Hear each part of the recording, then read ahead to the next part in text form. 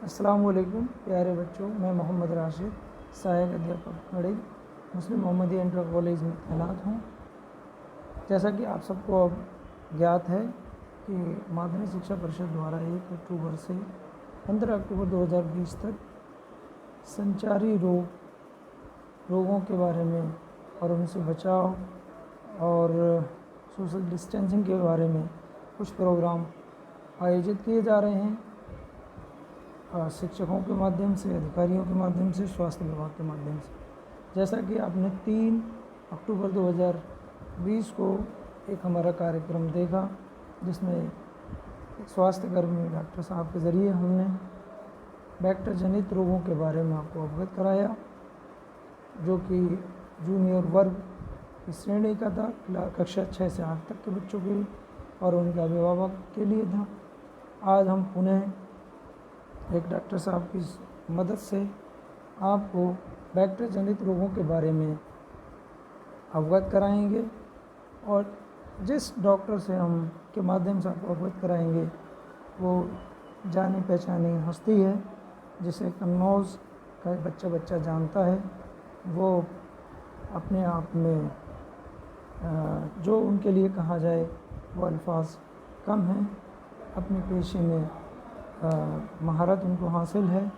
तो आइए चलते हैं हम डॉक्टर शाहिद की तरफ, जो कि IMSc हैं और उन्होंने BSc मेडिकल साइंस अलीगढ़ और आगरा से किया है और जिनकी क्लिनिक आजकल गौरी शंकर रोड, बालापीर, कन्नौज के आसपास है।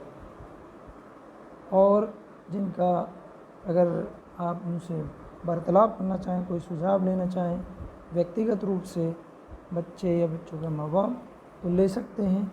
उनका जो संपर्क सूत्र या मोबाइल नंबर है 9721990322, या ऐसे भी कहा जा सकता है 9721990322। आइए तो हम अब हमारे आज के जो मेहमान हैं डॉक्टर शाहिद साहब से हम आपको रूबरू कराते हैं। या इसको कहते हैं संचारित रोग जो आजकल चल रहे हैं, वेक्टर बीमारियां, वो हमेशा एक दूसरे की टचिंग से फैलती हैं। मिसाल के तौर पर जैसे मलेरिया भी चल रहा है, इस वक्त तो वायरल फ्लू भी चल रहा है, डेंगू फीवर भी चल रहा है। तो इस वक्त तो माँ बाप को अपने बच्चों को बड़ा हिसाब से रखना है, उनके ऊपर बहुत बड़ी केयर करना है ताकि बच्चे बीमार होने से बच जाए। अब रहा ये कि जिसको जैसे मिसाल पे वायरल हो जाता है, खांसी आ रही है, ज़ुकाम आ रहा है या बुखार आ रहा है, तो बच्चों को हिदायत करना चाहिए कि बच्चे जो हैं ऐसे बच्चों से दूर रहें, क्योंकि अगर वो बच्चे के पास बैठेगा तो वो कहीं उसको खांसी आ गई, छींक आई, तो उससे वो बीमारी उस दूसरे के पास पहुँच जाएगी।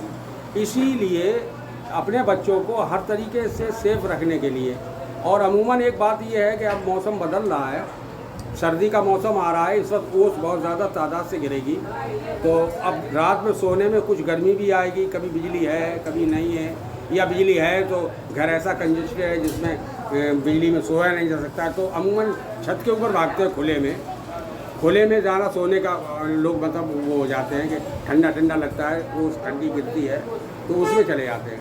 तो ये ओस इतनी नुकसानदायक है आजकल के मौसम में कि अगर बच्चा रात भर सोया या आदमी कोई सोया और अगर सुबह को वो सही तरीके से नहीं नहाया तो वो ओस उसके ऊपर असर करेगी। अब धूप निकलेगी, धूप तेज़ होगी, उसमें पढ़ने जाएगा बच्चा, काम पे जाएगा कोई कहीं, तो उसकी वजह से उसको फीवर आ जाएगा और खांसी आएगी, ज़ुकाम आ जाएगा। तो इन ऐसी हिदायत बच्चों को करें कि बच्चों को उस ओस से बचाएं, ऐसी जगह लिटा लें जहाँ ओस उसके ऊपर ना गिरे। जब ओस नहीं गिरेगी तो बच्चा बीमारी से महफूज रहेगा, और अगर ओस वो खा गया और भी बुखार आ गया तो उससे तमाम बीमारियाँ बढ़ जाएंगी। खांसी है, बुखार है, ज़ुकाम है, अब वो जाके बच्चा स्कूल जाएगा या कोई किसी के पास जाएगा जो इन्फेक्टेड है, तो वो खांसेगा, ज़ुकाम आएगा, उसको छींकेगा, तो वो बच्चे को जो बराबर बैठा है, जो बच्चे पढ़ने वाले वहाँ पर छींकेगा, तो उन बच्चों को वो संचारित हो जाएगा, उसकी जगह से दूसरी जगह वेक्टर तरीके से बीमारी उसके पास चली जाएगी। अब उसमें तमाम आजकल मलेरिया भी चल रहा है। मलेरिया भी मतलब जो है वो भी एक संचारित रोग है कि एक आदमी से दूसरे आदमी में मच्छर के द्वारा बीमारी ये चली जाती है। अगर कोई मलेरिया है किसी को तो वो उसको अगर मच्छर चूसेगा तो वो मच्छर दूसरे को काटेगा तो उसको भी वही मलेरिया बन जाएगा। तो इस तरीके से बच्चों को बहुत बड़ी हिदायत करना है। और अमूमन जब बच्चों को बुखार आ जाए तो पहले पैरासीटामोल वगैरह है ये आप उसको थोड़ा सा दे दें। अगर उससे कंट्रोल नहीं आता है फिर किसी अच्छे डॉक्टर के पास जाकर उसको उसका इलाज करवाएं। क्योंकि ये मौसम अब इस वक्त सिंघाड़ा भी चल रहा है, मूंगफली चल रही है, बच्चों का दिल चाहता है कि मूंगफली खाएं, लेकिन उनको खाने का तरीका बताएं कि कैसे खाएं। मूंगफली खाने फ़ायदेमंद है, कैसे खाएं।